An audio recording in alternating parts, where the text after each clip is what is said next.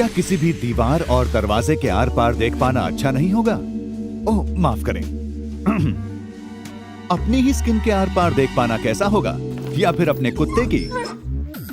नहीं, नहीं, नहीं और नहीं। सुपर हीरो की सारी शक्तियों में से क्या ये वो एक नहीं है जो आप पाना चाहेंगे? आप देख रहे हैं क्या हो अगर, और ये है क्या हो अगर आपके पास एक्स-रे दृष्टि हो।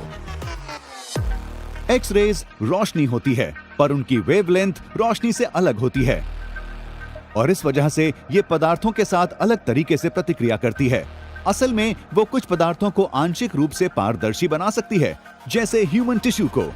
एक्स-रेज देखना ऐसा बिल्कुल नहीं होता जैसा सुपर हीरो वाली फिल्मों में दिखाया जाता है, उसके आसपास भी नहीं। इसके अलावा आपके पास दूसरा सुपर पावर भी होना चाहिए। ऐसा इसलिए है क्योंकि पृथ्वी पर ऐसी बहुत कम चीजें हैं जो दिखने के लिए प्राकृतिक रूप से पर्याप्त एक्स-रेज फैलाती हैं। इसका मतलब है कि आप जिस वस्तु के आर पार देखना चाहते हैं, आपको उस पर अपनी आंखों से एक्स-रेज छोड़नी होंगी। पर अगर आप सिर्फ उन्हें हर दिशा में ऐसे ही छोड़ते रहेंगे तो आपको बहुत ज्यादा फर्क नहीं दिखाई देगा। जब आप अपने पास के हॉस्पिटल के इमरजेंसी रूम में ये पता करने जाते हैं कि आपको कोई चोट तो नहीं आई, तो वे आपको एक्स-रेज के एक स्रोत के बीच में रखते हैं, एक एक्स-रे मशीन और कुछ ऐसा जो फैली हुई एक्स-रेज का पता लगा सके। आप देख रहे हैं मैं कहां जा रहा हूं? आप एक ही बार में एक्स-रेज का स्रोत और एक्स-रे का पता करने वाले दोनों नहीं हो सकते, जब तक आप बहुत तेज नहीं चलते और जो भी आप देख रहे हैं उस पर एक्स-रेज पड़ने से पहले आप उसे पीछे छोड़ दें। हालांकि ये उस तरह की रोशनी नहीं होती जो आप देख सकते हैं। ये इस तथ्य को खत्म नहीं करता कि एक्स-रेज रोशनी की गति से चलती हैं। इसका मतलब कि अपनी एक्स-रे छोड़ने वाली आंखों का इस्तेमाल करने के लिए आपको रोशनी की गति से तेज चलना होगा। पर यहाँ एक समस्या है। जो फिजिक्स ने हमें सिखाया है उसके अनुसार ऐसा संभव नहीं है।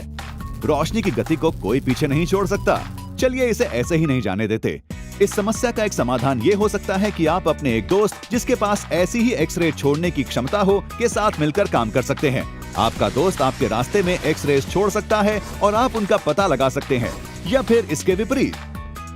जब आप अनजाने में ही एक्स-रेज छोड़ रहे होंगे तो आसपास के इलाके में कोई भी जिसने लेड की पोशाक नहीं पहनी है वो आयोनाइजिंग रेडिएशन का शिकार हो सकते हैं। इस तरह की रेडिएशन इंसानी डीएनए को नुकसान पहुंचा सकती है, जिससे डीएनए में तब्दीली आ सकती है और आने वाले कुछ सालों में कैंसर हो सकता है।